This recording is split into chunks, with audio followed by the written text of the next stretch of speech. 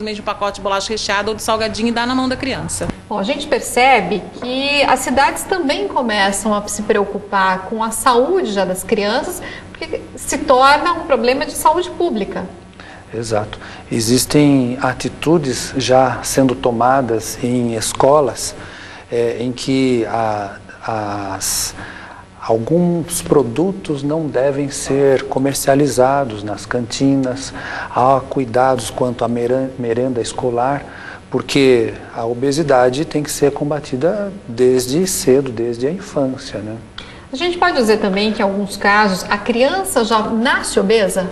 Sim, principalmente quando os pais são obesos. E o que fazer para reverter isso? Os pais, quando já trazem na genética a obesidade, eles têm como ficar atentos e tentar reverter esse quadro já no nascimento da criança?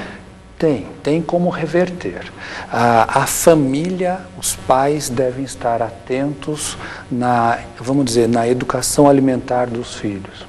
Porque quando a família vai incentivando hábitos na criança de andar de bicicleta, andar de patins, ir à piscina no fim de semana, matricular ou estimular que a criança participe de algum grupo de atividade física, quer na escola, em clube, e a família em si dando o exemplo de se alimentar nas horas corretas, com alimentos mais adequados, mostrando a preocupação para que eles, pais, embora com as dificuldades que possam ter por serem obesos, as crianças comecem a prestar atenção e a família vá mudando hábitos errados, por assim dizer. Nesse caso, quando a genética dos pais, quando eles já trazem na genética essa obesidade, a partir de que momento que eles podem cuidar dessa alimentação? É depois da amamentação? Durante a amamentação tem que ser normal? Na amamentação não há o que fazer. Não há muito, mas conforme a criança vai já escolhendo, gostando, aderindo, ou formando, vamos dizer, seu cardápio, né? As mães têm que ir introduzindo frutas, legumes, evitando aqueles alimentos adensados de calorias, que são os doces, os empanados, as frituras, isso desde pequeno, desde criança, desde os primeiros anos de vida. Mas os pais têm que estar atentos. Ok, a gente continua conversando sobre a obesidade no próximo bloco. A gente volta já já.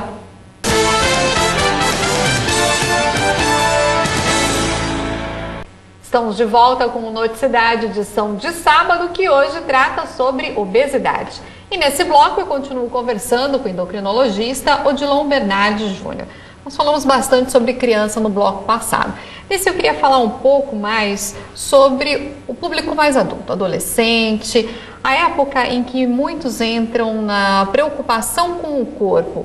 E muitos jovens, principalmente, acabam fazendo aquelas dietas encontradas em revistas, a dieta que a amiga disse, que ficou uma semana sem comer, ou que fez a dieta da lua e que deu resultado. Como é que o senhor avalia isso? Essas são as ditas dietas da moda, né? Essas dietas, há um risco das pessoas seguirem essas dietas porque elas podem, ou geralmente elas são desequilibradas em termos de nutrientes. Existem leis, regras da boa alimentação, né? Como fracionamento, adequação, harmonia entre os alimentos e sem esquecer da quantidade dos alimentos, lógico. E algumas dietas usam de alguns subterfúgios para que a pessoa que por exemplo, de determinado tipo sanguíneo não coma tal alimento, ou em determinado dia da semana só se alimente de tal coisa. Isso acaba gerando determinadas carências ou desequilíbrios. E o mais importante, a pessoa não consegue manter por muito tempo a dieta. É o que se chama de efeito sanfona? Exato. A dieta sendo equilibrada em quantidade, qualidade, com algumas restrições, supervisionadas por endocrinologistas, nutricionistas, a pessoa vai fazendo aquela fase de emagrecimento e vai se programando para a fase de manutenção. Ela não perde muitos quilos por semana. Geralmente a dieta, que é considerada saudável, a pessoa perde poucos quilos durante algum tempo? Exato. O cálculo recomendado é de mais ou menos menos 500 calorias por dia.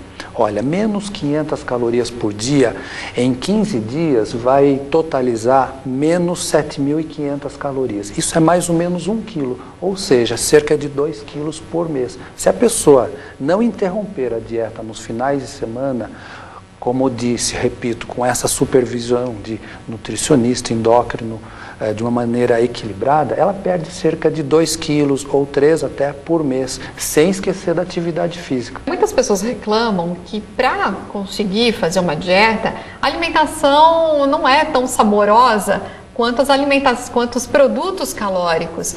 Dá para emagrecer, dá para fazer uma dieta comendo com qualidade e produtos que agradem mais o paladar, ou tem que mudar até o modo de pensar? Claro que pode. O que a gente dispõe, o que a gente preconiza na alimentação é que ela seja variada, mas não necessariamente toda ela diet, light. A quantidade tem que ser reduzida. Claro que alguns alimentos devem ser evitados. Doces. E há uma tolerância de algumas vezes por mês, por semana. Para não cortar de vez. Exato. Agora, muitas pessoas acabam optando por a chamada ração humana, pelo colágeno, alguns suplementos alimentares. Esses suplementos, sem supervisão médica, eles podem se tornar perigosos ou não há muita restrição? Podem sim, porque a pessoa naquela dificuldade do dia a dia, ela corre o risco de trocar mais de uma refeição, às vezes por esses suplementos ou shakes ou rações ou produtos à base de cereais. E se ela fizer isso em algumas refeições no dia, ela vai também poder desenvolver algumas carências. Então, é aceitável que um mini lanche seja substituído por um pequeno shake ou por alguma porção de fibra, seja em barra, seja misturado com leite, por exemplo. Mas não 2, 3 refeições no dia. Tem que ter o equilíbrio dos vegetais, das proteínas. Falando em refeições, quantas refeições são consideradas ideais para quem está nesse processo, quem quer perder peso? 4 a 6 refeições por dia. Quer dizer, eu mostro aqui café da manhã, almoço, lanche, jantar. Mas às vezes o intervalo do café da manhã para o almoço é grande, se necessita da lanche matinal. Ou a pessoa vai dormir muito tarde, a ceia noturna. Então podendo chegar a 6 refeições, que os intervalos não passem muito de 2 ou 3 horas. A ingestão de chás, eles também podem ajudar a diminuir o peso? Os chás são substâncias que têm um certo poder de aumentar o gasto de energia. Então, a gente chama de substâncias termogênicas. Então, há algum efeito, além de hidratar e poder repor alguns minerais. Mas o consumo excessivo de chá pode diminuir também a absorção de cálcio. Então, não deve polarizar. Né? Tudo tem que ser bem dosado. Laticínio não pode ser esquecido também. A questão da atividade física, de que maneira, o quanto que ela é importante para quem quer perder peso? Tá. 2 tipos de atividade física. As atividades físicas programadas, que a pessoa deve ter um compromisso consigo mesma. Geralmente a gente recomenda 3 horas por semana. E as atividades que a gente chama de não programadas, aquelas atividades eventuais que elas têm que se tornar mais frequentes. Por exemplo, estacionar o carro mais longe, descer do elevador um andar antes, aumentar os trajetos para o trabalho, mesmo de ônibus descendo um ponto antes.